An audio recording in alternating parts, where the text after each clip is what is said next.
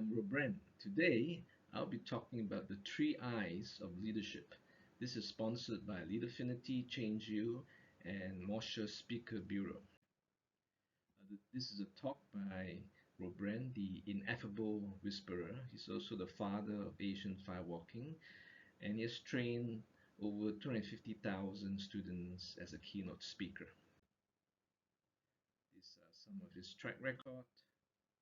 Let's introduce you the three I's of leadership. There are three I's. The first I is intention, the second I is incisiveness, and the third one is influence. Let's go into each one of them.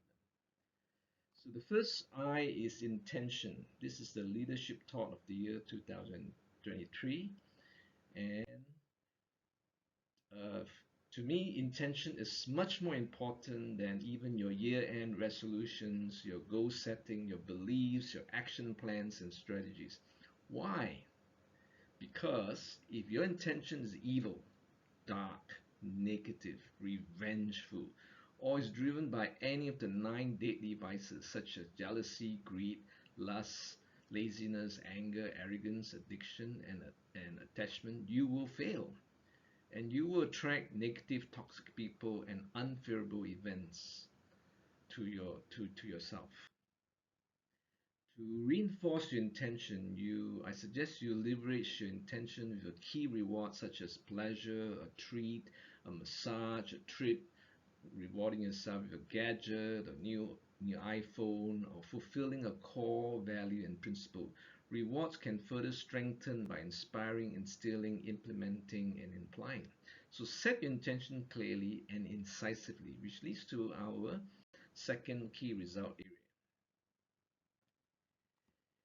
Incisiveness. Being incisive means an idea or an opinion is expressed in a clear and direct way that shows a really good understanding what's important. So hence an incisive person is one's thoughts or speech approved by others in one's ability to think, to express one's ideas clearly, briefly, and forcefully.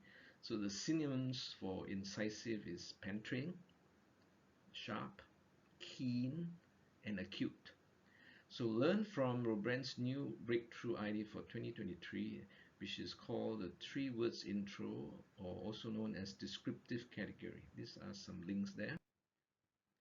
The third I is influence. So there are 6 ways one can influence. One is who. Who can you influence?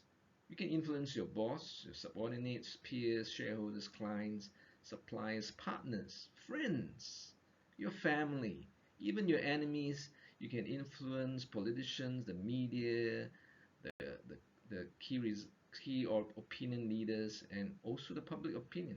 Number 2 is when. You can influence timing, get the best timing, influence opportunity and threat. You can influence time management. You can even influence delays and planning.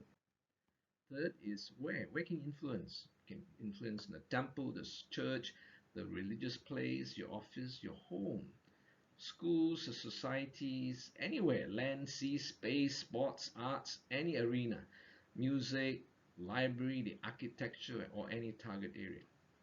And what can you influence? You can influence finance, marketing, all very important, public relations, IT, human resources, operations, setting benchmark. You can influence creativity, innovation, learning, even history and perception. Number 5 is why. Well, you can also influence the why, the philosophy, the big why you're doing things, principles, the rationale, the thinking process, the beliefs and faith. And lastly, how. You can influence strategies, tactics of companies or yourself, methods, processes, and standard operational procedures. So let me give you a concept that is popularized by Stephen R. Covey. He explores the circle of concern, which is a wide range of worries that we might have about a topic. The circle of influence is narrowing of the first circle into those worries that we can do something about either directly or indirectly. So let's compare the difference between, let's say, probably the most powerful person in the world, which is the President of the United States, versus a tea lady in an office. Now, the American president's circle of influence is most likely to be the biggest in the world. Why? Because his access. He can approve millions of dollars of government funds, and he can practically execute his control and directions and his team and the chief of staff, whatever, the military, in any key result area that he chooses, such as legislation, healthcare, border control, economic recovery, balanced budget, defense, foreign affairs, depending on the president. And of course, each president has his own pet project. It could be also terrorism, threats, disaster control, jobs, scandal, whatever. But the president normally chooses to focus 80% of his just about around 80% of efforts, time, and money on the top three of his favorite pet projects. So he narrows his circle of concern to only a handful of key areas of influence at any one period. Now, compared to a tea lady may have lots of concerns. He may be concerned, he may even have the biggest concerns in the world. He may want to save the whales, global warming. He may be an activist for racism or minimum wages. But most likely, a tea lady may even be the most popular person in the company, may even be more popular than the boss. But her authority or allocated budget is extremely limited. Therefore, her actual circle of influence is limited by maybe, say, the pantry budget or which brand of tea or snack to purchase, cleanliness, and that's about it. Yeah, you get a picture? So the moral of this story is that you need to decide your top three key result areas of concern, which you can realistically, and I repeat, realistically make a huge difference, and put this key result areas of concern inside your circle of influence. Yeah. So finally, probably the president might choose only on three things: healthcare, homeland security, and jobs for his first year in office, whereas a tea lady might focus on a snack variety, maybe winning the best employee of the year and being an informal cheerleader or listener to employee problems, like a bartender, like someone, like a psychiatrist, a counselor, he listens to people's problems because he has the year.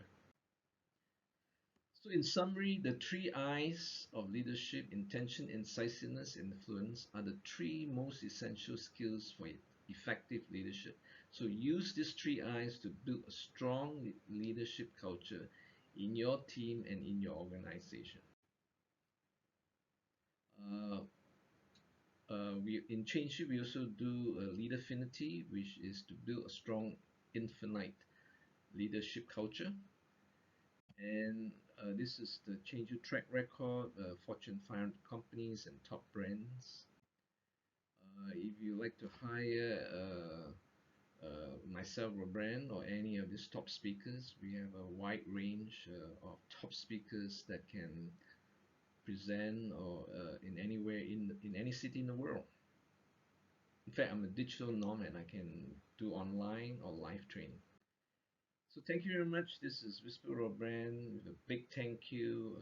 Being a change catalyst myself, thank you for providing you with some of the most powerful game-changing ideas. It's a very big deal for me to be of service to you. I'm truly humbled and grateful to even be just a little bit part of your journey. We'll meet again, Robren. Thank you.